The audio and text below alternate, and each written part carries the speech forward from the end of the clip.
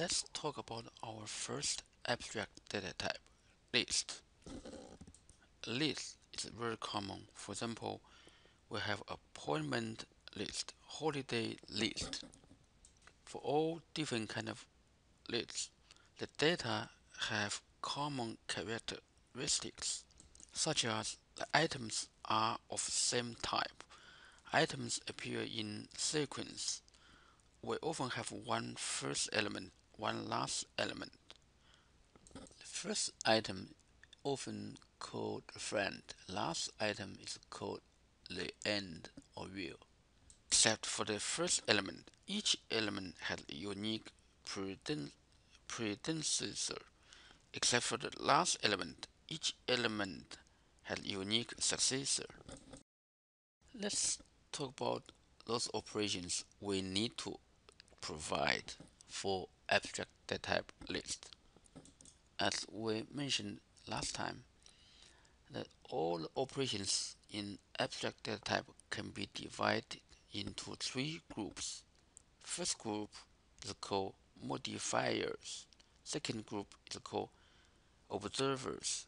The third group is called initialization. Certainly, we should allow someone to insert a new item into the list at given position. Delete item at a given position should be also allowed. We should also be able to determine whether a list is empty. We should also know the number of items in the list. If we want to print out all the items in the list, we should provide such operation called retrieval or traversal. Of course, we should allow people to create empty lists at the beginning. Once we are done, we need to allow people to destroy the list. Therefore, the list operations should include create list, destroy list, is empty, get length, insert, remove, retrieve. Once we specify the behavior of abstract data type list, and then we can implement it. Suppose we have already implemented our abstract data type list. Users can use the list and those operations. We are using string class and those methods inside string class. Suppose we want to replace item with another new item.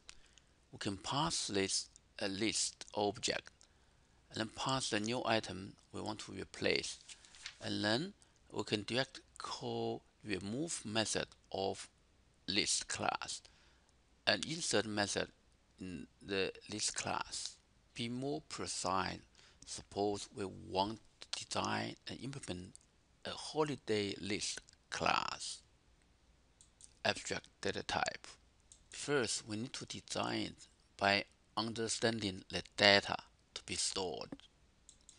The problem is to determine the dates of all holidays in a given year, so the data we need to store should include month, date, year. The operations for the holiday list abstract data type should include: first, determine date of first day of a given year. Determine whether a date is before another date. Determine whether a date is a holiday. Determine the date following a given date.